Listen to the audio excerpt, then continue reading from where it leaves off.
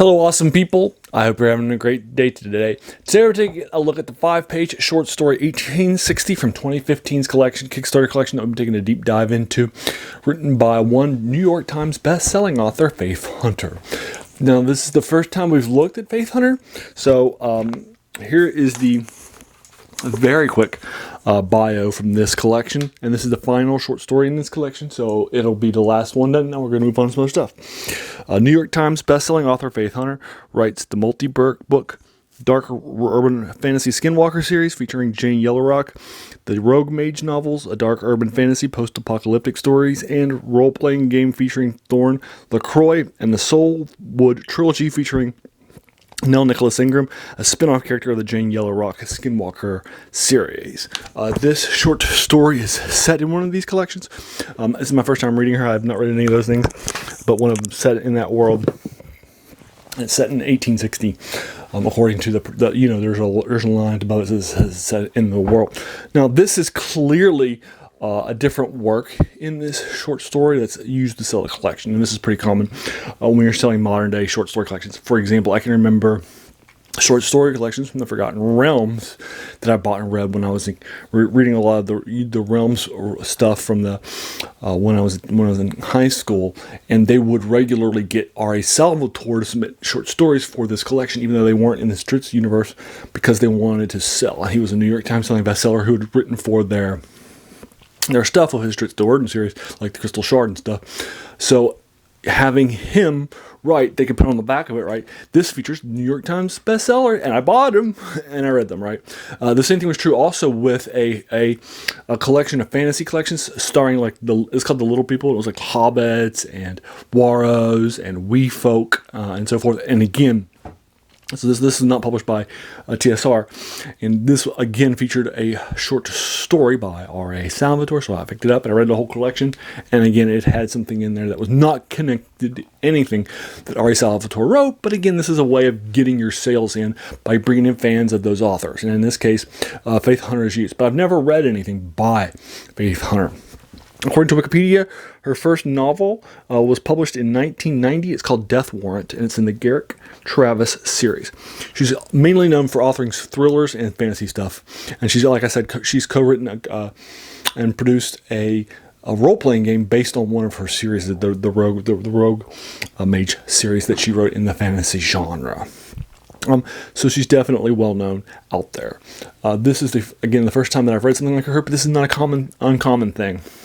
This collection from 2015 was a big Kickstarter collection, and then they submitted a lot of articles to it, and then they chose the best of to make their stuff. But this one actually, let's just say that it wasn't a good introduction to Faith Hunter. Oh, by the way, Faith also goes by two other pen names, Gwen Hunter, which is her first name, and Gary Hunter, too. So she has 3 pen names in case you've heard of those as well. But anyway, I'm giving this just a 6 out of 10. It didn't really, it wasn't great.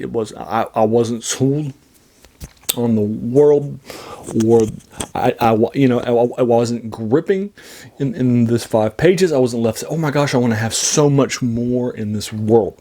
If I were to go from this collection, which I've now finished for you, and go to another person's works, it would be Gail N. Martin and her husband Larry. Gail Z. Martin, rather, who has her own Wikipedia page. She's sold a lot of stuff since she started writing, about 15 years ago or so. She sold her first novel, and she's written a lot of things since then. But that's really more like, urban fantasy or some steampunk and that sort of thing. But she probably isn't considered as great a writer because she's not a New York Times bestselling writer as Faith Hunter. But I definitely thought that Gail's short story Ruin Creek was better than this one. Although, to be fair to Gail and her husband Larry, that was a 30-page short story versus a 5-page short story for this one. So to be fair, it was 6 times deeper, so it could go into 6 times more places, and that sort of a time. So let's be fair, right? If you're a Faith fan, I'm not calling her out or anything like that, or saying, oh my gosh, she's overrated. I'm sorry, because of the fact that I didn't like this 5-page short story didn't resonate with me. It's only 5 pages. Right, and I have done deep dives into writers before. I read a short story by Lee Brackett called Lord of the Earthquake that did not really sit well with me, but I still went and did a deep dive and picked up whatever collections of short stories and then read a bunch of them for the channel, right? That happens, right? Just because my first short story isn't the best, right? And even still, after reading that short story collections, I still think that Lord of the Earthquakes is the first one I read, probably was my worst, my least favorite, right? It happens, right? And it's not a problem. Right, but it wasn't a good first impression, and I'm not going to turn around and move to face stuff either because of this, introduction to this 5 pages, and it leaves you wanting, and you're going to go, that's the idea for writing like a collection like this, right? That was got hot on Kickstarter, got some press in the Weird West genres. Now, this is a Weird West that features a combination of the two subgenres. So as a reminder, the Weird West combines 3 genres with the old Western trappings and tropes and locations. Those 3 genres are horror, or science fiction, or fantasy, or in the case of Ruin Creek by the Martins, all 3. This one is horror. Now, horror has been classified by Kim Newman into 2 subgenres: the Native American curse on your person, that you have to deal with the curse, or alternatively the Gothic Western that has Gothic horror elements like vampires or ghosts haunting houses or count towns or zombies that you have to deal with. So it's a Gothic Western or a Native American curse. And this one is actually a little different. It's sort of a combination of the two. It combines magic from a Native American perspective, and your protagonists here are Native Americans that have magical powers. And that's it. That's pretty much the difference between these two. So it's still in the horror genre, I would say, but it's not a Gothic Western in the core sense, and it's not a curse in the core sense. It's sort of a combination of the two, if you will. Native Americans not cursing you, but with powers, with horror powers, and that's it. That's the key difference between this and the other things. Again, I'm giving it just a 6 out of 10. Every short story in this collection was either a 6 or a 7 because, again, they were able to review selections and choose the best. I think that'll probably be pretty common, except for the 1/8 that I gave for Ruin Creek, again by the Martins. So that was a lot of fun. I really enjoyed this deep dive. We did a deep dive into the Weird West genre. It's good for this channel because I'm doing reviews of horrors, science fictions, and fantasies. So this combines those genres with the westerns. So it's definitely on track for the things that we're doing. But I wanted to do a deeper dive into this. And I've been reading comics and I've been watching TV shows and that sort of thing. And it started with the 1960s series, The Wild Wild West, which is a spy and a Western combination in Western trappings. It has science fiction and steampunk aspects, so it was heavily influential on early steampunk. I also watched Legend, the UPN, 1995, science fiction and Western combination. I also watched the highly regarded Adventures of Brisk County Jr. from 1993, which is also highly regarded by fans. Also combines science fiction and Western trappings. And then I watched the 1935 serial, The Phantom Empire, starring, for the first time, the singing cowboy himself, Gene Autry, who has like a ton of stars on the Hollywood 5. There are 5 different categories you can get a star for in the Hollywood Walk of Fame, and he has a star in every category, and he's the only person to have a star in all 5 categories.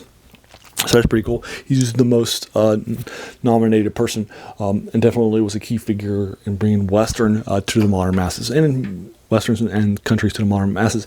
Anyway, that's Gene Autry's Phantom Empire, which is fun to read and watch that serial, which was a 12-episode movie serial. So that was fun too. So this is now finishing this book, this collection. The only other thing I have in my queue is a novel called The Circus of Dr. Lau, which is also a 1935 National Book Prize winner, most unique book. So that's my next book. And that's actually the final thing that I have in my queue, for starting with Robert E. Howard's Weird Tales 1932, a horror Western that got everything kicked off. So that'll be kind of the last thing, and then I'll leave a genre, and that's a lot of fun. So let me know, have you read anything by Faith Hunter? What did you think about this short story? Have you read this collection?